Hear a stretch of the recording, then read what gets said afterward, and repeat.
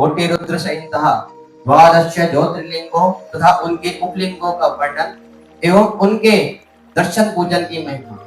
यो दत्ते निजमाय भुवनाकारं विकारोज्जितो यस्याहो करुणा कटाक्ष विभो स्वर्गा प्रवर्गो भिक्षो पतंग बोध सुखा द्याव्यां हृदि सदा पश्यन्ति यम योगिं सत्समहे शैलसुतांचिरधार्ष्य ऊष्वे सस्वन मनस्य तेज सहाय।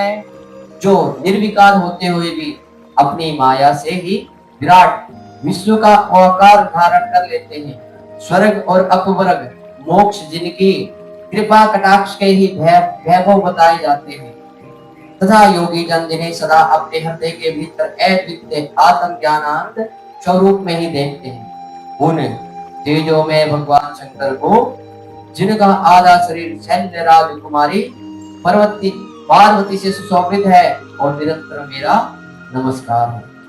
कृपाललित वीक्षणम समेते मनोज्ञ वक्त्राम्बुजम शशांक कल्योक्तफलम समेते घोरतापत्रयम् करोतु किमपि सुहृत्ते परम शोभ्यं संचितवद्वपु धराधर सुधाभूषोद लिव्यलित्यतम महो मंगलम।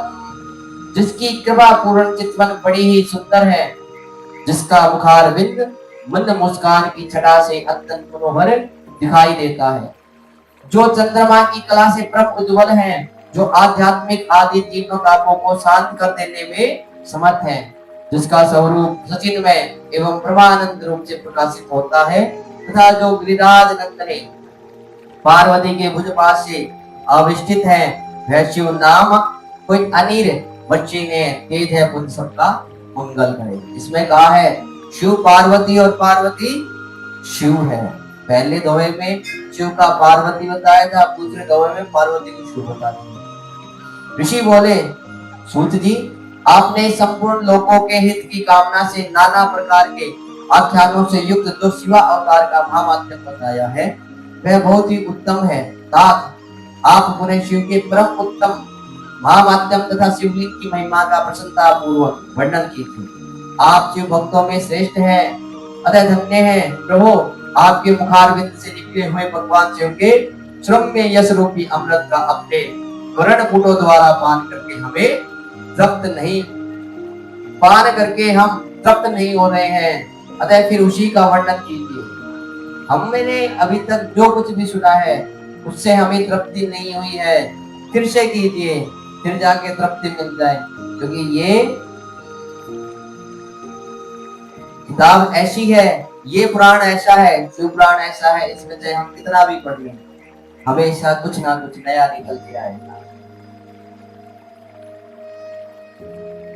अतः फिर उसी का वर्णन कीजिए। व्यास शिष्य भूमंडल में तीर्थ में जो जो शिवलिंग है अथवा अन्य सतलों में जो जो प्रसिद्ध शिवलिंग है विराजमान है, परमेश्वर शिव के उन सभी दिव्य लिंगों का समस्त लोगों के हित की इच्छा से आप वर्णन कीजिए। सूत जी ने कहा, मैं ऋषियों संपूर्ण तीर्थ लिंग में है, सब कुछ लिंग में ही प्रतिष्ठित है, उन शिवलिंग की कोई गणना नहीं है, तथापि मैं उनका किंचित वर्णन करता हूं।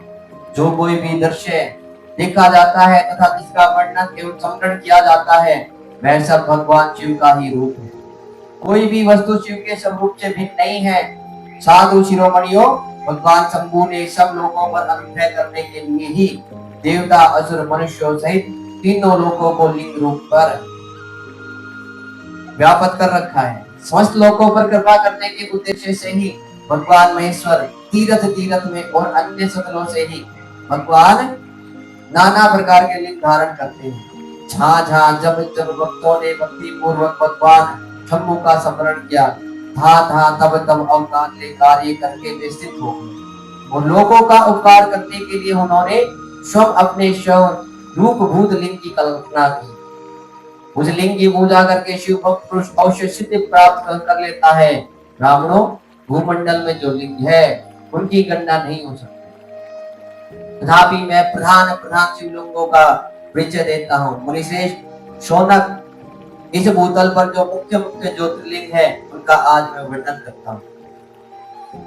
उनका नाम सुनने मात्र से आप पापों से दूर हो जाते हैं। सौराष्ट्र में सोमनाथ, श्री शैल्य पर मल्लिकार्जुन, उज्जैनी में महाकाल, ओमकार तीर्थ में परमेश्वर, हिमालय के शिखर पर केदार, डाकनी में भीमशंकर, वाराणसी में विश्वनाथ, गोदावरी के तट पर त्र्यंबक, चिताभूमि में वैद्यनाथ और दारुकावन में नागेश, चेतुबंधन में रामेश्वर तथा शिवालय में घुसमेश्वर का स्मरण करें।